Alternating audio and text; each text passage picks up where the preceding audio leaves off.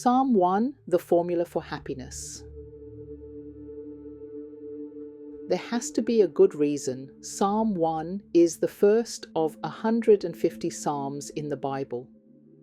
If the book of Psalms should have a summary, it would be Psalm 1. This is because Psalm 1 captures the message of the entire book of Psalms in just 6 verses.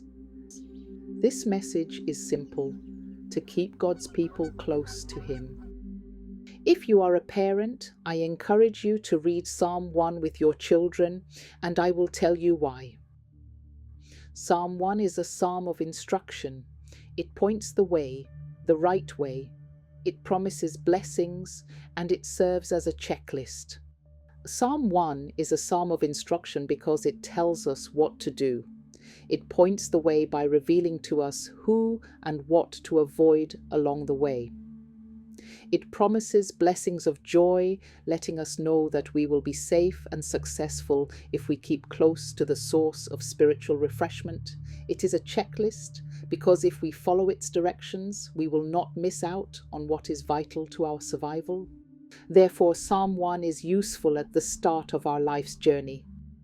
But it's not only for the young. If you are an adult, whether young or old, Psalm 1 is also good for you. It is useful along the journey of life and also toward the end, for the elderly who need renewed vigor. So if you're listening today and you've read Psalm 1 before, I encourage you to read it again.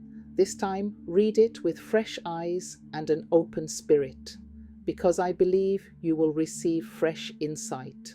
Do you wish to succeed in everything you do? Then read Psalm 1. Do you wish to be guided and protected by the Lord? Then Psalm 1 is for you.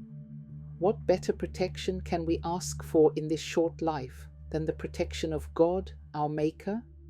If you have not read Psalm 1 before, then listen as I read it. My prayer is that from its teaching you will become like a tree planted by the stream of living water, drawing strength and grace.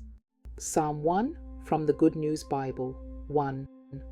Happy are those who reject the advice of evil people, who do not follow the example of sinners, or join those who have no use for God. 2. Instead, they find joy in obeying the law of the Lord, and they study it day and night. 3. They are like trees that grow beside a stream, that bear fruit at the right time, and whose leaves do not dry up. They succeed in everything they do. 4. But evil people are not like this at all. They are like straw that the wind blows away. 5.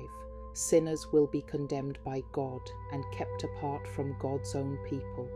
6. The righteous are guided and protected by the Lord, but the evil are on the way to their doom. Psalm 1 as a foundation for all other psalms is a strong foundation because it gives us a formula for the happiness we crave in life, warning us to steer clear of sin and its attendant grievous consequences. If you are somehow just about to join the scoffers, that is, people who have no regard for God, then this is your chance to reconsider. That relationship is not for you. If you have joined them already, this should be a call to leave them. They are up to no good, and they will come to a bad end. Instead, choose to embrace the laws of God. Keep His commands in obedience. Stay close to the stream of living water. Take root by the riverside, and be refreshed all your life. Psalm 1 is easily connected to 2 other beautiful psalms, 19 and 119. The second part of Psalm 19 touches on the perfection of the laws of God and the goodness which we find in reverence for God. It contains a prayer that we should not be overcome by willful sins. Likewise, Psalm 119, the longest psalm in the Bible, delves further into obedience, happiness, understanding, trust, justice, devotion, faith, safety, and deliverance. It also concludes with a prayer for help and circles back to the happiness we find in obeying the laws of God, which was introduced in Psalm 1. Therefore, Psalm 1 gives an answer to what people all over the world are scrambling about, searching for true happiness.